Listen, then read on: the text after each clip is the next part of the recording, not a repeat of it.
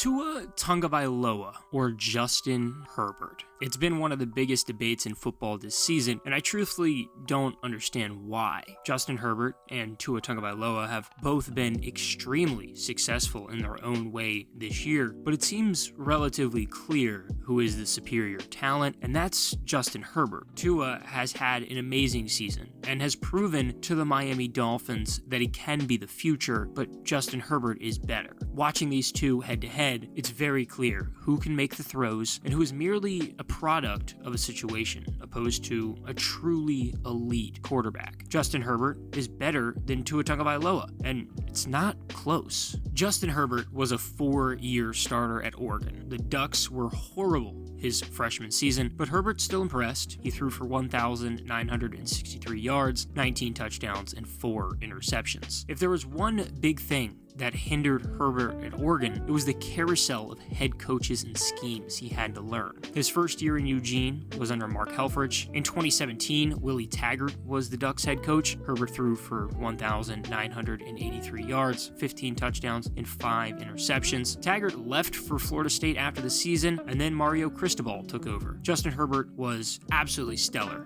as a junior. He passed for 3,151 yards, 29 touchdowns, and 8 interceptions. He decided to come back to Oregon for his senior season and was expected to make a big jump, but didn't really make a massive stride, but was better. The Ducks went 12-2, and won the Rose Bowl, and Herbert had 3,471 yards, 32 touchdowns, and 5 interceptions. Tua Tagovailoa had a lot less playing time in college. He was the backup to Jalen Hurts as a true freshman in 2017, but famously came in relief of Hurts in the national championship and helped lead the Crimson Tide back for the win. Despite not starting a single game, he did see the field a decent amount and passed for over 600 yards, 13 touchdowns, and 2 interceptions. Tua took over starting duties in Tuscaloosa in 2018, and he was amazing. Alabama lost in the national championship to Clemson, and Tua ended up finishing second in Heisman Trophy voting, only behind Kyler Murray after throwing for 3,966 yards, 43 touchdowns, and 6 interceptions. His 199.4 passer rating broke the FBS record set by Baker Mayfield. Tua had very high expectations coming into his junior season, but it was cut short after he suffered a dislocated hip, broken nose, and concussion and was carted off against Mississippi State. Tua played in 9 games, throwing for 2,840 yards, 33 touchdowns, and 3 interceptions. He finished his collegiate career with multiple Alabama and NCAA career records like passing yards per attempt and passing efficiency rating. The Justin Herbert at first. The Miami Dolphins selected Tua at 5, and 1 pick later, Los Angeles took Justin Herbert at 6. Justin Herbert was much more impressive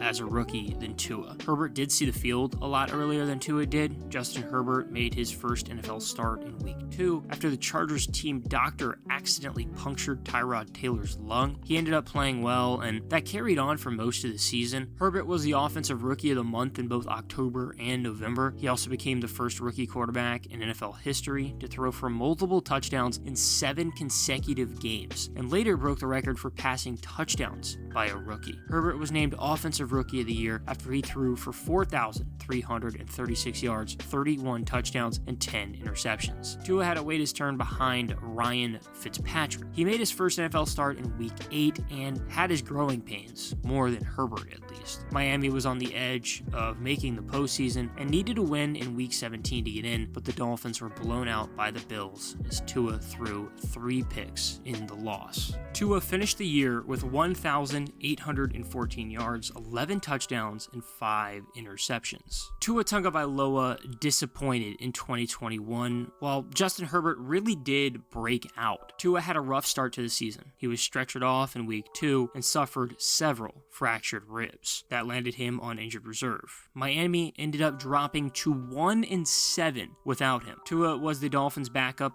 in Week 10 due to a fractured finger on his throwing hand, but came in after Jacoby Brissett suffered a knee injury. The Dolphins went on to win, and Miami started to roll and won 7 straight. Miami missed the playoffs after a blowout loss to the Titans, but the season had its ups. Tua finished with 2,653 yards, 16 touchdowns, and 10 interceptions. The Dolphins and Chargers both went 9-8 and both missed the playoffs. Los Angeles lost in Week 18 to be eliminated. Herbert had a fantastic year though. He made his first Pro Bowl after passing for 5,000 yards, 38 touchdowns, and 15 interceptions. Both Justin Herbert and Tua Tagovailoa have had to deal with one big adversity in their careers already: coaching. Brian Flores was the Dolphins head coach when Tua was drafted. Now, Flores was a defensive mind, so a lot of that offensive responsibility went to the offensive coordinator, and Tua had a very odd mix of coordinators. It was Chan Gailey his rookie year. Then Miami tried the co-offensive coordinator role with Eric Studesville and George Godsey. I think it's very obvious how much the Dolphins offense has improved and catered more to Tua since Mike McDaniel was hired. He was hired to be some offensive guru, and it's definitely paid off. I think he's in the right situation in terms of coaching, but I have my concerns for Justin Herbert. Anthony Lynn was the sitting head coach when Herbert got to Los Angeles. He was fired after the season, and the Chargers hired Brandon Staley, a defensive-minded guy. His OC has been Joe Lombardi, who I often have felt could be better. Sometimes it's as if the Chargers are running a dink and dunk scheme that would fit Tua well, while the Dolphins run some pass plays that Tua just can't make, but Herbert could. Lombardi worries me to a degree, and I don't even love Staley as a head coach either. I do think the Chargers can win with Staley, but I would like to see more.